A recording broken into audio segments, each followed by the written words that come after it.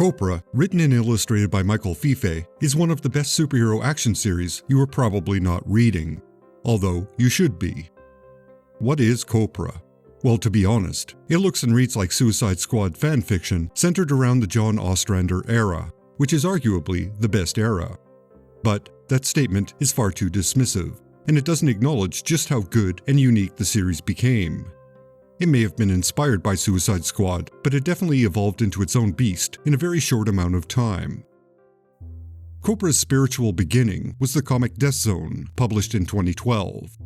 This tribute to the Suicide Squad is an extremely rare 16-page comic featuring the actual characters in a battle royale type of setting. At least, that's what the preview pages suggest. According to Fiffe, in an interview with the Comics Journal in 2014, he stated, quote, "Death Zone was a straight-up tribute. It was supposed to be this super loose thing, but when it was over, I was still running on the high of making it. It didn't reach many people, actually, so I thought that was that. I got that out of my system. Except I hadn't. I really longed to continue." This led to the creation of Copra and Fiffe's own vision of the Suicide Squad. As for using obvious analogs, Fiffe stated, quote, "Sometimes I see analogous books or characters and it's just painful. There's this sadness attached to it. But like I said, our comics culture, our culture in general, doesn't give a flying fuck about that. And that's what I wanted this comic to be, an avenue for me to not give a flying fuck. I mean, if Stan and Jack didn't have that concern with the Fantastic Four, or most of Marvel Comics, or Alan Moore with anything he does, then who am I to not surrender to this muse of mine?" Specifically, for the first 12 issues, Fiffe was dedicated to creating it monthly, pretending it was a title being produced for DC. He wanted to capture the energy of creating work under the same deadline pressure as a mainstream comic. Copra has a bit of a complicated publishing history. It began as a self-published series that Fiffe sold through a Etsy store. These early issues were repackaged in 3-issue compendiums by another publisher, Bergen Street Comics. It then moved to Image and was relaunched with a new #1.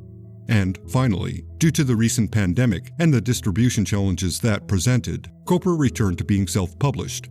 It also returned to its legacy numbering.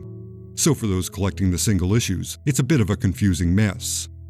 However, Image does continue to sell the collected versions of Copra. To date, there are 7 collected editions, all in continuity order, which is rather convenient.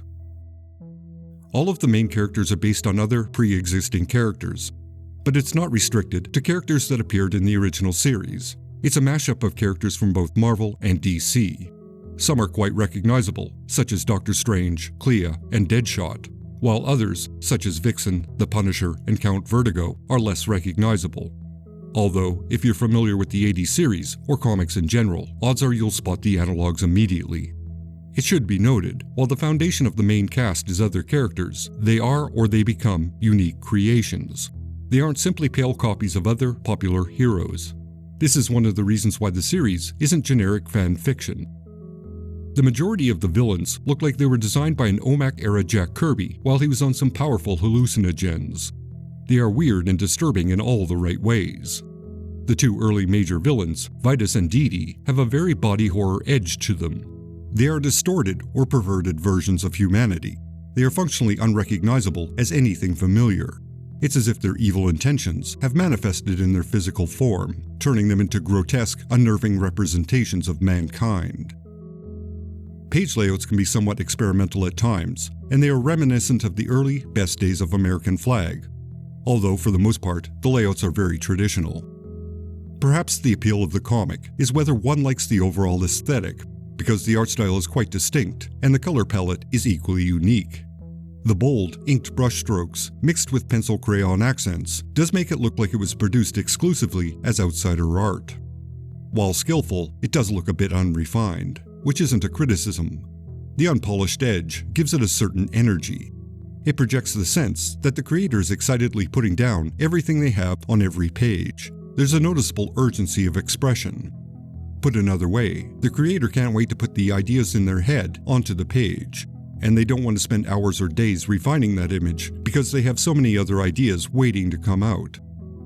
The only noticeable weakness in the artwork is the action sequences. Early on, they're not as intuitive or easy to follow as intended. However, over time, the staging does get more refined and more organic.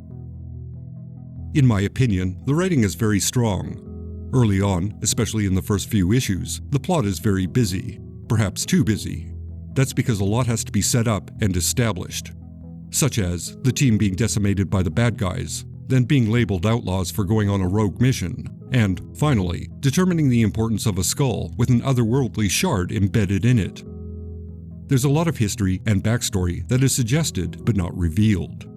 Certainly, it's intriguing and engaging, but at times, some plot beats aren't entirely clear until much later. This approach is easier to appreciate on a reread, but for the first time through, it can be a bit rough. For the first few years, every issue has a point of view character. Their perspective on events is the narration that runs throughout the issue. It's a very good way of revealing character and giving one insight into their motivations and needs, not to mention their opinion of other Copra members. Additionally, the dialogue reads as realistic and they all have their own voice, so to speak. Nothing reads as forced.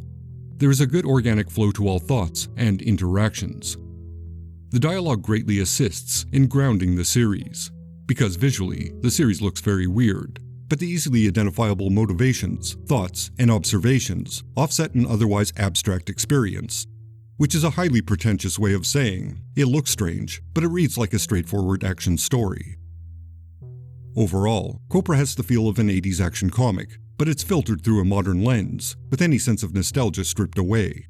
Fiffe may have enjoyed the Ostrander series, but he doesn't treat it as sacred text. He respects it, acknowledges it, and then takes the concept to another level, or more accurately, to his own level.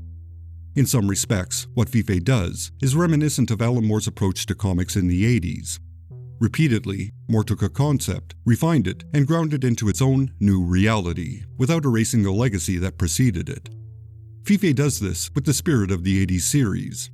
He doesn't reinterpret the premise, he adds to it, and then sends it into a new direction. Let's end on a series overview, with very mild spoilers.